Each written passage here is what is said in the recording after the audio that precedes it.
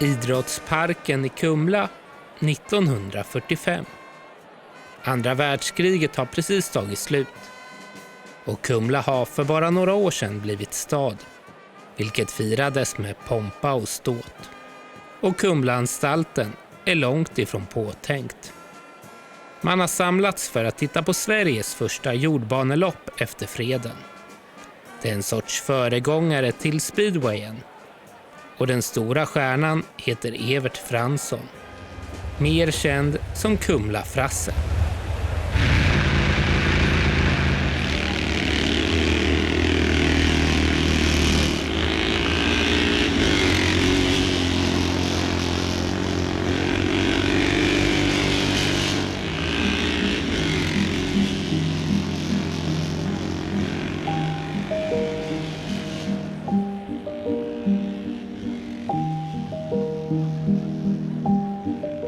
Evert Andersson hette han när han föddes 1905. Hans pappa hette Frans och han tog därför efternamnet Fransson. Han började som bilmekaniker vid Kalle Sundbergs bilverkstad i Kumla. Han var en av Sveriges framgångsrikaste speedwayförare och deltog i över 1000 tävlingar. Han började tävla 1926. Och den första tävlingen som han körde, jag tror att det var en orienteringstävling. Vet det här med att köra runt som man gör på Sannahed idag med 4 man på 300-400 meter runt. Det var inte vanligt på den här tiden, utan man hade rakbanor, backar, isar, travbanor. Framförallt så körde man ju tillförlitlighetstävling. Novemberkåsan är ju ett exempel på en som startade redan, jag tror 1915 eller någonting sånt där. Och det här var en orienteringstävling och jag tror att det var hans första tävling som han dessutom vann. Och på bilder jag har sett så kan man se att han åker redan där på en gammal FN, en belgisk maskin som på den tiden var ganska kompetent. Och den FN kan man se att han sen körde rundbana på också, fast i mera strippad form då. Kumla-Frasse träffade jag flera gånger och jag var även hemma hos dem ganska mycket faktiskt. Han var ju ganska lågmäld men en snäll och trevlig och man kunde prata med honom och få råd honom faktiskt. Men man fick nog ställa frågorna. Han gick inte bara på att berätta utan man fick ju prata med honom. När man 1936 bildade Kumla Motorsportklubb så var ju Frasse en av dem som var bärande i själva verksamheten, i laget. Så att säga. Han var ju en etablerad stjärna, och vilket sen visade sig, jag tror det var 36, var han 2:a på SM. Så han låg ju på den nivån, även om han aldrig tog några riktigt stora titlar så en kille som kunde slå vem som helst, när som helst. Och senare i seriespeedwayen så tillhörde han ju de främre i det som så småningom blev indianerna under den tid han körde. Motorstadion i Kumla. När kom den till? Idrottsparken var ju egentligen inte lämplig för motorsport. Det var smala kolstybsbanor för att springa på. Efter mycket om och men så hittade man en plats här ute i Sannahed. Vid invigningen av motorstadion så har cirka 23 000 personer letat sig ut till Sannahed. Jag tror att det kan vara den största publikevenemang som har varit på Sannahed. Motorstadion och idrottsparken är de 2 stora idrottsarenorna i Kumla vid den här tiden. Fram till mitten på 50-talet så är det IFK Kumla som äger idrottsparken. Men Kumlas idrottshistoria, den börjar mycket tidigare än så. I slutet på 1800-talet så sägs det att de första officiella friidrottstävlingarna i Sverige hölls i Sannahed. Det är militären som på den här tiden har 2 stora regementen på platsen och som i samband med midsommarfirandet börjar anordna årliga tävlingar i friidrott. Och det organiseras av en löjtnant, Viktor Balk. Han fick tjänstgöring upp i Stockholm så småningom och var med i olympiska kommittén och såg alltså till så att Sverige fick olympiaden 1912. Spelen kom att kallas för Solskensolympiaden på grund av det soliga och varma vädret den sommaren. Sverige tog hem hela 65 medaljer, vilket är flest antal medaljer som man någonsin har tagit i ett olympiskt spel. I fotbollsfinalen på Stockholms stadion så möttes England och Danmark. En match som England vinner med 4-2. 33 år senare, i Kumla, så spelas en helt annan fotbollsmatch och inte alls av samma kaliber. När Örebro och Kumlas stadsfullmäktige gör upp i en kamp som slutar mållöst på idrottsparken.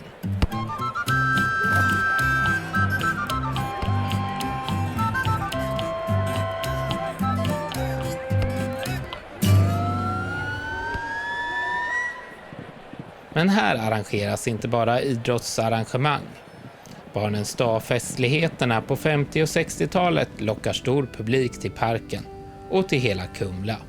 1954 samlas närmare 35 000 personer längs Kortersvägen för att se den karneval som vandrar gata upp och gata ner genom staden.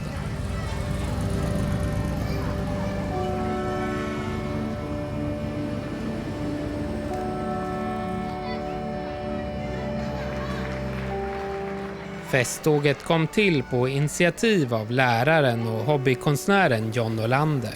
Idén till Barnens dag fick han 1943 med syftet att inkomsterna skulle finansiera den barnkoloni som Kumla fortfarande driver i Åsa strax utanför Göteborg. Festligheterna var tänkt att äga rum under pingsthelgen och skulle innehålla allt ifrån tivoli, uppträdande och dans.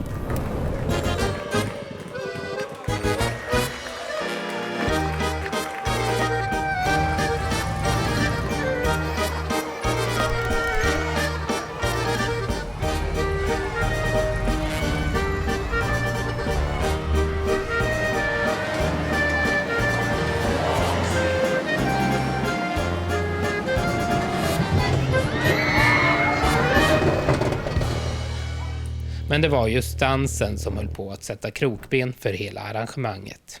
I Kumla var frikyrkligheten otroligt stark. Det var många som hade den uppfattningen att dans var förknippat med många tillfällen till olämplig synd. Om man säger, synd är alltid olämpligt, men till synd. Det var nog så man resonerade.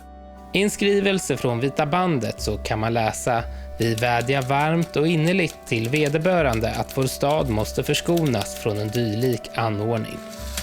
För det första så var det så att vissa helgdagar, då var det till och med förbjudet enligt lag. Även Ebenezer-församlingen lämnar ett brev till Barnens dags styrelse där de skriver att i en tid då föräldrar och målsmän, barnavårds- och polismyndigheter landet över är bekymrade, ja förskräckta inför det liv som leves vid dansbanorna, så är det högst beklagligt att det kan komma upp förslag om byggandet av dansbana i samband med Barnens dag i våran stad. John Olander tar kritiken hårt och vid ett av de första styrelsemötena så väljer han att avsäga sig uppdraget som ledamot. Diskussionerna fortsätter och till slut så bestämmer man sig ändå för att bygga en dansbana. Och tur är väl det, för Barnens dag det blir en stor succé som fortsätter i många år.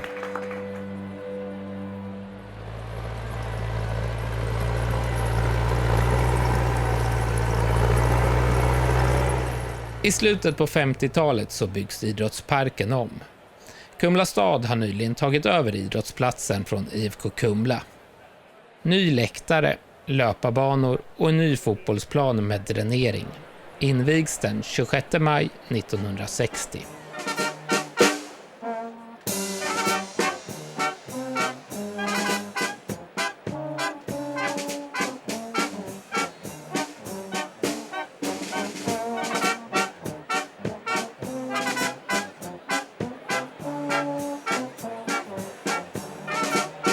IFK Kumla möter Brage i fotboll och här finns spelare som Hans Osten Pettersson och Sven-Ove Svensson.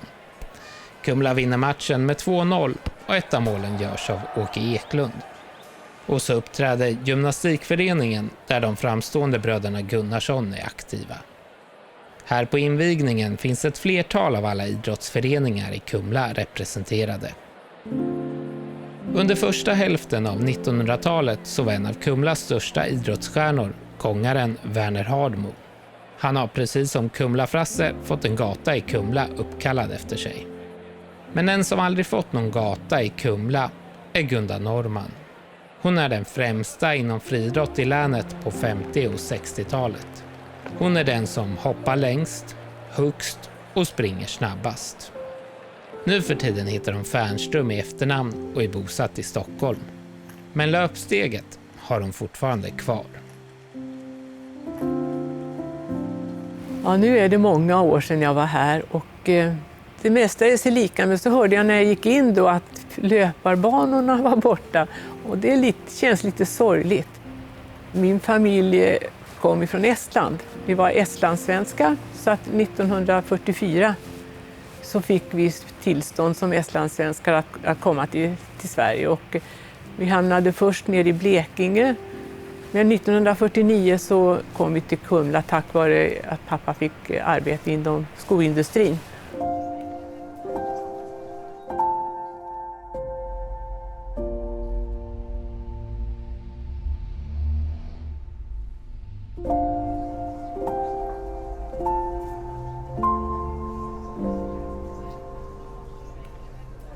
Och där växte jag upp och hade en liten åkerlapp vid sidan om. Där lekte man, hade brännboll och lite olika. Så var det nära till skolan. Och på den tiden så vi hade aldrig skolluncher. När lunchen kom så sprang vi hem och så tog vi någonting och så sprang vi tillbaka. Man fick en naturlig träning utan att tänka sig för egentligen. Hur kom du in på friidrott egentligen? Ja, det var egentligen genom min yngste bror. Jag har 3 bröder, men den yngste brodern friidrottade. Han löpte lite längre. Och så hade jag också min äldre syster började tidigare. Jag väntade och väntade att det skulle bli min tur någon gång. Och sen så var det en skoltävling som anordnades så jag vann då 60 meter och längd tror jag det var. Och då satte det igång. Då fick jag börja träna även med IFK.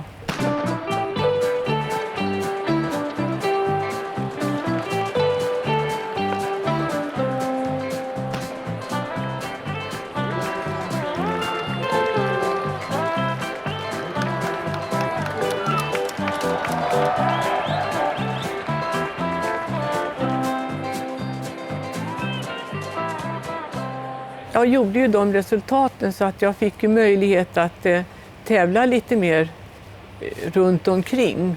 Ibland var jag ensam på lite större tävlingar men vi var ett bra flickgäng så att vi vann ju mellansvenska serien 1 år tillsammans. Så att det blev ett riktigt lag och det var ju det som var roligt att man hade ett stafettlag som kunde följas åt. Vi hade kastare så att det var en fin sammanhållning. Vad minns du av ombyggnationerna av idrottsparken?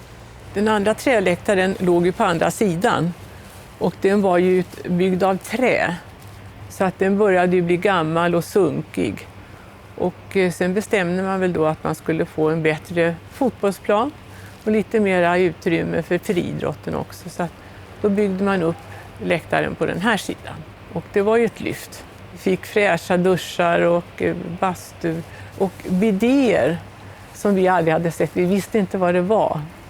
Utan när vi flickor kom in, vi tog av oss skorna och satte oss med fötterna i bidén. Och sen hörde vår vaktmästare antagligen det.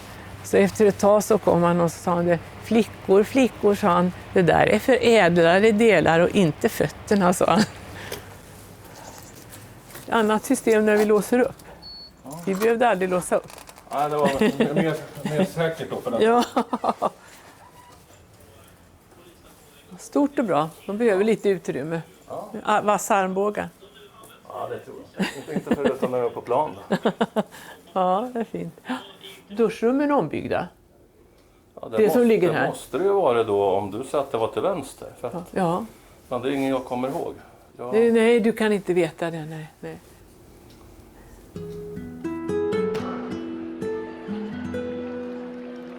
Bästa grenarna var väl häck och längd. Så att där hade jag ju då SM-medaljer både i häck och längd och i femkamp.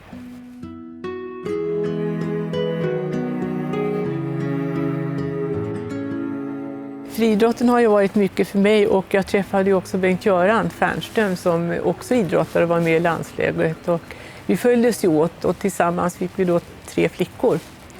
Och alla 3 flickorna har varit med i landslaget.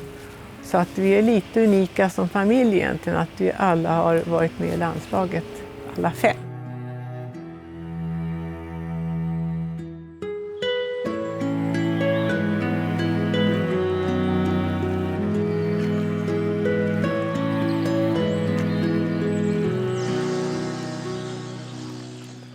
Det är speedwayföraren Pelle Sjöholm som drömmer om att få sätta sig på cykeln igen. Motorstadion är förfallen och i slutet av 50-talet så kördes ingen speedway alls i Kumla. Det var bristande publikunderlag och väldigt många klubbar la ner. Och så även till slut indianerna. Och då drog Pelle ihop det här gänget som var intresserade av speedway. Och vi började på att reparera staket och göra ordning på lokaler, bytte fönsterrutor och mycket jobb. 1962 är man tillbaka i seriesystemet. På 60-talets affischer så lockar man med fart, spänning och raffel. Och man håller vad man lovar. Under 60-talets andra hälft så går man från division 3 till högsta serien på några år. Hej alla indianer, det är match på Hea ikväll. Och om du har andra planer, skippa dem och kom är du snäll. Det är fest och glada människor.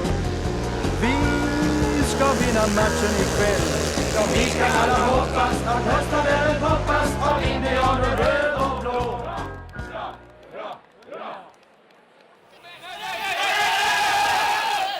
Och ett lag som gjort en liknande resa, om än långt senare, är Kumla Hockey.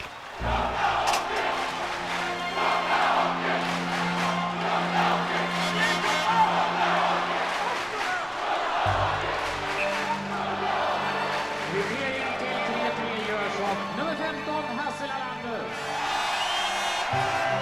Passning nummer 10, Mattias Andersson.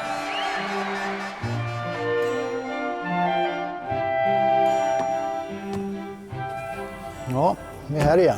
Vi är här igen. Det var länge sedan. Ja, så länge sedan var det ju. Nej, men det är inte lika ofta som det var Nej, förr. precis. Inte lika ofta. Det var ett tag vi nästan bodde här. Ja. Ja. När vi skruvar läktare. Ja, skruva läktare. Ja. Oj, oj, oj, oj. 33 år sedan. Det är ju fantastiskt. Våren 1988, då drog man igång i februari och kapade ner belysning och annat. Och alltihopa blev ju en fantastisk grej från föreningen och kommunen i samarbete. Arbetet pågick ju naturligtvis under hela sommaren och många la sina semesterveckor här för att det skulle bli klart då. Och någon gång i september gick vi på is. Dock var inte sargen helt färdig, men vi fick tillåtelse att träna. Ja, ute spelar man ju från 1963 när föreningen bildades på naturis då. Och själv kom jag hit 1970 och spelade hockey och det var ju inte de bästa förutsättningarna. Det var ju knappt man hade is i november. Och vi fick ju åka till Pålsboda och träna och även spela matcher för de hade konstfruset då. Hallens tillkomst, det är ju nyckeln till vad föreningen är idag. Den 22 oktober 1988 invigs Bobhallen, döpt efter den lokala fruktindustrin. Vid den här tiden heter Sveriges statsminister Ingvar Carlsson. Hockey-VM kommer snart att för första gången sändas på den nya kanalen TV3. Och Kumlas ICA-butik har entré mot torget. Några år senare så påbörjar Kumla Hockey en fantastisk resa där man klättrar flera divisioner.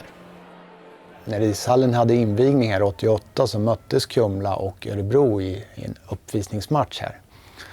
Och Kumla hade blivit förstärkta med 3 spelare från Färjestad då. Det var Thomas Rundqvist, Micke Holmberg och Peter Andersson då, som var storstjärnor som var med Kumla och spelade. Och tro att Kumla och Örebro skulle spela i samma serie några år senare, det var väl ingen som trodde då. Och dessutom att Kumla var bättre under en period.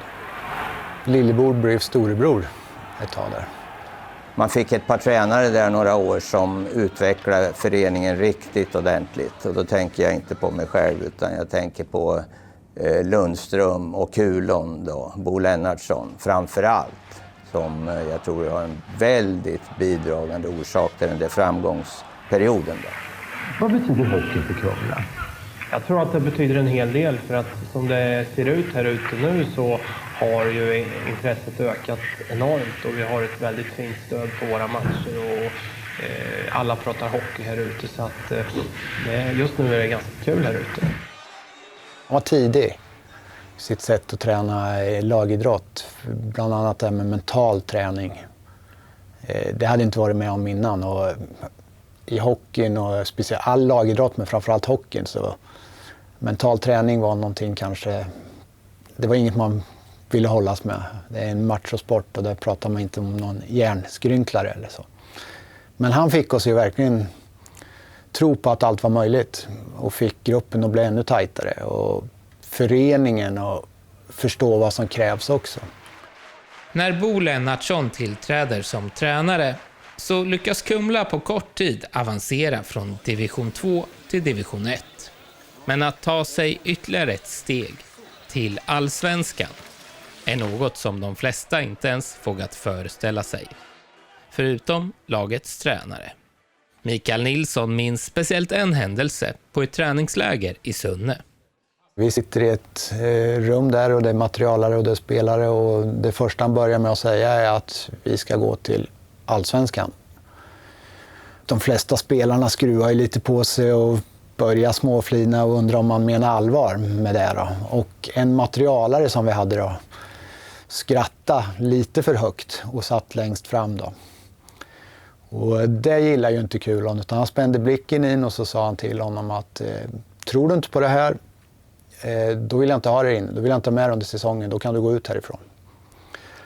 Och han blev ju lite skraj. Kulon hade ju en blick och han hade respekt med sig så han nickade bara nej. Och sen började Kulon gå igenom lag för lag som spelar i serien. Och när han kom upp mot lagen där i toppen så var det bland annat Örebro. De skulle vi komma före för de var vi bättre än. Och de två som skulle ta sig till den här allsvenskan då, det var Mora och Kumla. Och när vi gick ut från det där rummet så det var inte längre någon som tvekade på det Kulon hade sagt utan alla trodde på det. Och när serien var färdigspelad vid jul 1996 så var det Mora och Kumla som tog sig till allsvenskan. Men där blev motståndet lite för svårt. Även om det fanns tillfällen då Kumla stod upp mot lag som Troja Ljungby, Linköping och Skellefteå.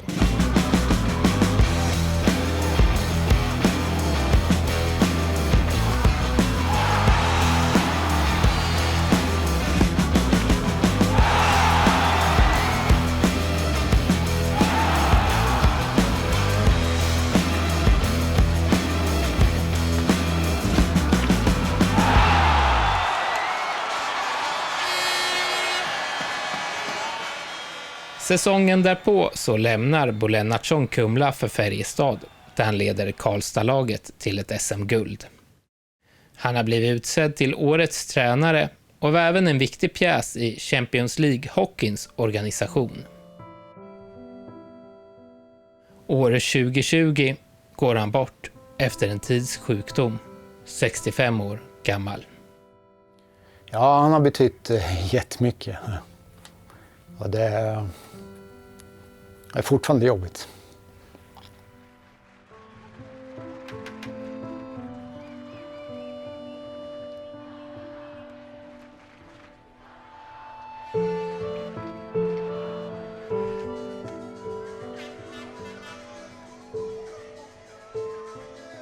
Det är fortfarande idag så kommer det fram folk och pratar om att det var skillnad när ni spelade på 90-talet och så. Jag tror inte riktigt man förstår att det inte är möjligt idag heller utan man har någonstans att det är synd inte där idag men det går inte, det är inte möjligt längre. Ni är två spelare, du och Mattias Andersson som har fått sin tröja hissad här i hallen. Hur känns det? Jo, men det är klart. Det är ju en ära så. Det är lång och trogen tjänst. Det var väl enda chansen att de skulle bli av med mig på isen, så fick de hänga upp tröjan så jag inte kunde spela något mer kanske. Nej, men det är klart att det var stort när de hörde av som det också. Det trodde man inte skulle hända i Kumla. Så. Vad minns du mest från din spelarkarriär? Oj, nej men jag har ju som sagt spelat 19 A-lagssäsonger här. Så man har ju varit med om både bra och dåliga grejer. Det man minns mest, det är inte resultat i enskilda matcher egentligen, utan det jag minns mest det är när man har åkt ur någon serie, som jag tyvärr har varit med och gjort 2 gånger. Och de gångerna man har vunnit och tagit steget upp är ju extremt roliga. Att det man har kämpat så hårt så länge för ger resultat. Sen är det ju de resor och sånt man har ändå gjort. Och mycket nya vänner och kompisar. Det är mest det.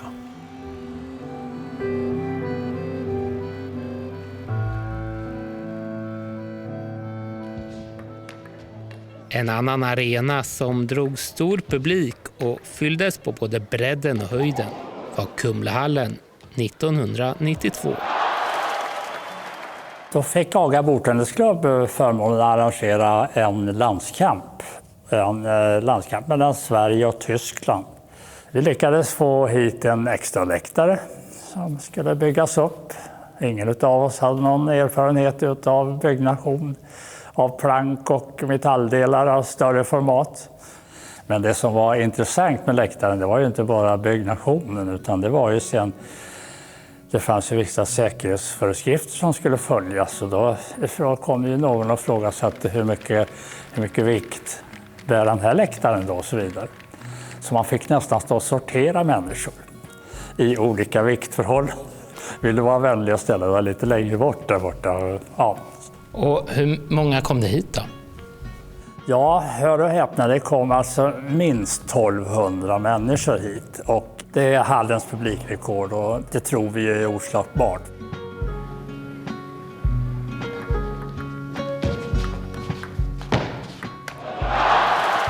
Den största av dem var ju Jan-Ove Waldner. Han var ju då han var ju framförallt nybliven olympisk mästare 92 i Spanien. Och sen var ju Jörgen Persson nyvunnen världsmästare, och laget, för övrigt svenska laget, var ju världsmästare. Det sorgliga var ju att Sverige vann med 4-0, och det var ju inte för publik och så vidare. Man ville ju se mer, man ville ju framförallt se artisten. Pingisspelaren Gio Waldner spelade ytterligare en gång. Jag vet att vi försökte, men de var nöjda efter 4-0-seger. Så det var en klar seger för Sverige, och det var ju roligt. Men det hade trevligt om de kunde fortsätta att spela fler matcher.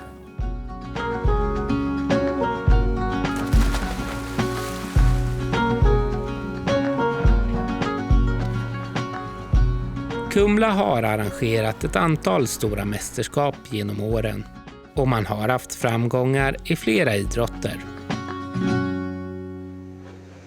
Men ortens speedwaylag är en av de som bidragit mest till att sätta Kumla på den nationella idrottskartan.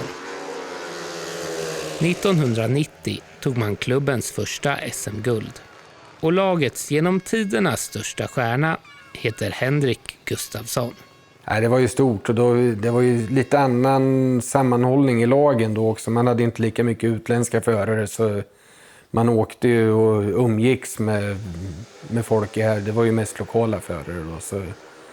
Men jag minns att det var jädrigt stort, speciellt när vi slog Mariestad där hemma sista matchen. Det var riktigt skönt.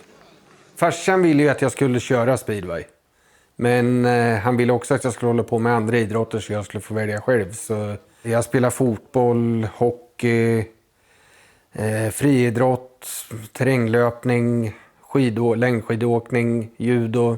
Men jag höll på med en jädra massa sporter. Men sen, ju mer tid speedwayen tog, ju mer utav de andra valde jag bort då. Så att, Men vad var det med speedwayen då som du fastnade för så?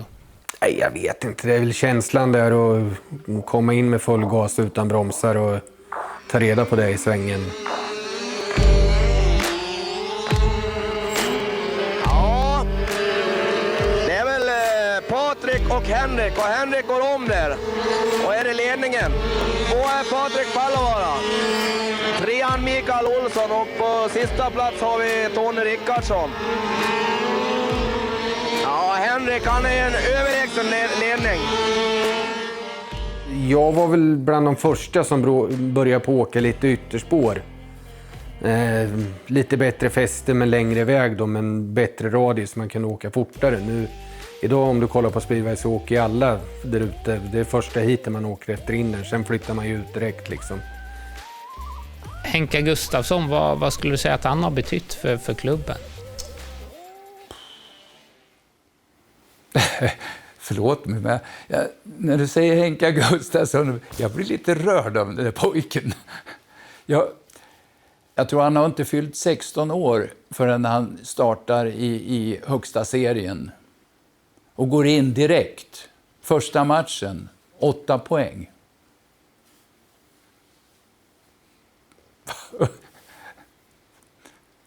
En otrolig talang. Dina största framgångar, när kommer de?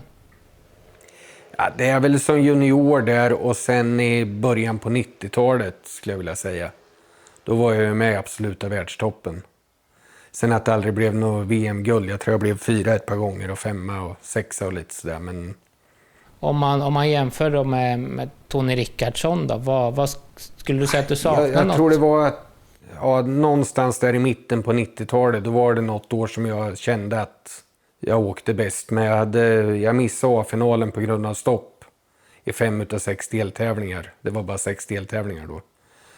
Och då var det lite så jag nöjer mig om jag är topp 5 i världen, då det är bra att vara där. Sen gick det ett par år till, då fick jag säga men det är bra att vara topp 10. Sen slutade jag väl köra 0-0 eller något i VM, då körde jag bara ligaspeedway sen.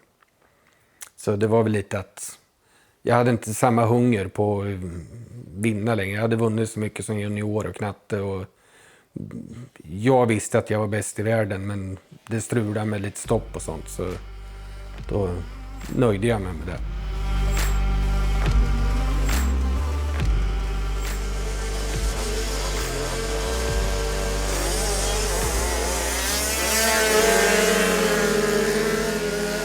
Finns det några personer och kanske då inom indianerna som betyder mycket för dig när du var ungdom?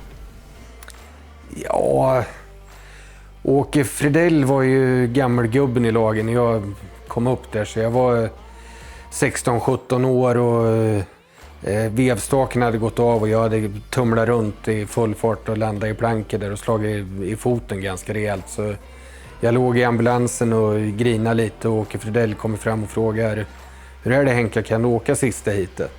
Ja, jag tror det, sa jag. Så, släng på dig stöven fort som fan innan foten svullnar, säger han då. Så det är väl lite så, så speedway åker det är. Så. Men han var ju den man såg upp till då.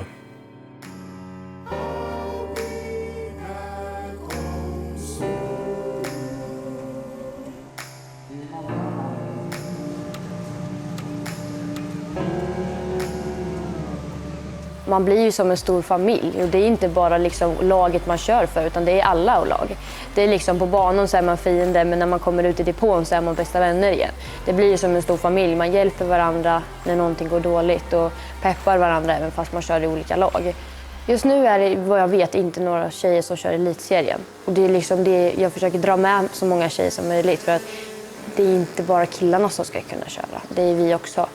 Förhoppningsvis så blir det mer i framtiden. Det är det vi hoppas på. Senaste åren så har man ju verkligen satsat på ungdomsverksamhet. Man har kört speedway-skola, man har varit ute i skolorna och bjudit in och barn har fått kommit hit och köra gratis. Ja, men det är roligt att se att det finns sånt intresse för sporten. För det är mycket bra förare som kommer underifrån, välskött klubbstyrelse. Det är riktigt ljust.